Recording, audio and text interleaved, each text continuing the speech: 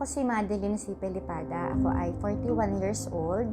Ako ay Agriculturist 1 dito sa City Agricultural Services Department. Halos 15 years na akong agricultural extension worker.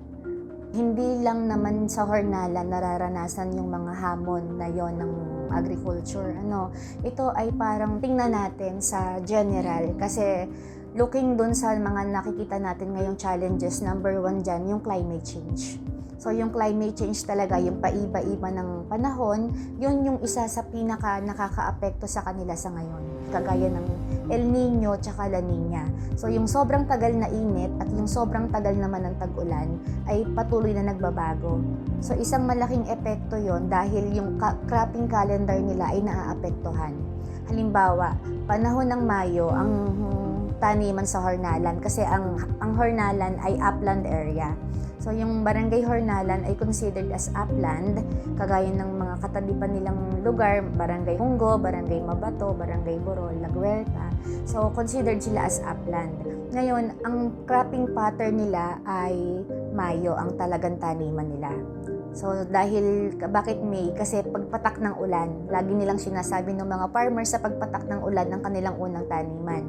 Ngayon, dahil nga sa meron tayong climate change, hindi nangyayari na nakakatanim agad sila ng May. So minsan late or early pa, parang June, tapos minsan naman may ulan na ng April.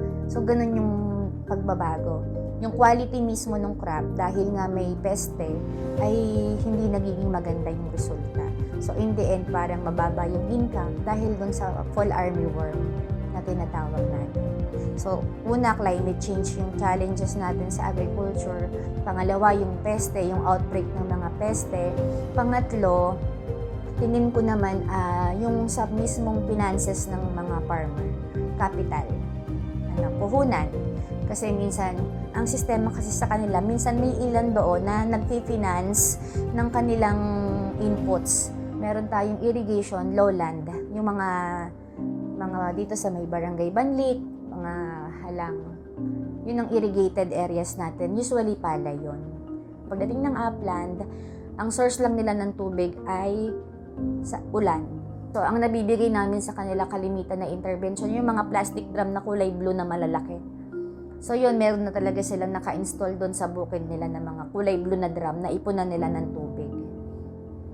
Kaya hindi sila nagtatanim din ng summer kasi wala silang tubig. Kaya May sila nag-start magtanim. Intervention naman ng office ay yun din, abono din, fertilizer din, pero may organic naman din kami. Meron din kaming synthetic fertilizer kasi kasama talaga siya sa budget namin. Tsaka yung mga seeds. Libre ang serbisyo natin ng traktora. Yun yung isang pinagmamalaki namin kaysa dun sa ibang bayan talaga. Meron kasi silang parang organized na grupo. So meron tayong Hornalan Farmers Association, meron tayong Corn Farmers Association. Doon namin na ipapababa yung programa namin. Halimbawa may training na gaganapin, doon namin nasasabi sa kanila. Monthly yung meeting ko sa kanila. Ako po si Shama R. Reynaldo, Agriculturist 1 po dito sa Office of the City Agriculturist ng Santa Rosa, 28 years old. Si Ginoong Narciso po ay parte po siya ng mga magpapalay po natin, kaya po ang natatanggap po niya ay binhi ng palay tsaka yung mga fertilizer po na kailangan sa pagpapalay. Sa equipment and machinery naman po, papahiram ang Office of the City Agriculturist na iba't iba pong makinarya at mga equipment tulad po ng harvester, ng cultivator, and transplanter. Ang kadalasan na pag may mga lumalapit na estudyante po sa amin, ang kadalasan nila na concern is yung sa thesis nila na related sa agriculture. Most of the time, ang kanilang thesis ay about sa marketing ng mga agricultural commodities, and then pangalawa ay yung identification ng mga pests and diseases. Doon kami nakikipag-collaborate. In a sense na nag-ask sila ng help sa aming office kung paano ba kung paano may improve yung technology na ginagawa nila. Hindi lang sila parang farmer lang, ganun, hindi. Iaangat natin yung antas ng nila, ng kabuhayan nila para sa kanila. Ginagawa po ng gobyerno ang lahat po ng kanilang makakaya para po matulungan po at mapagaan po yung inyong mga kabuhayan.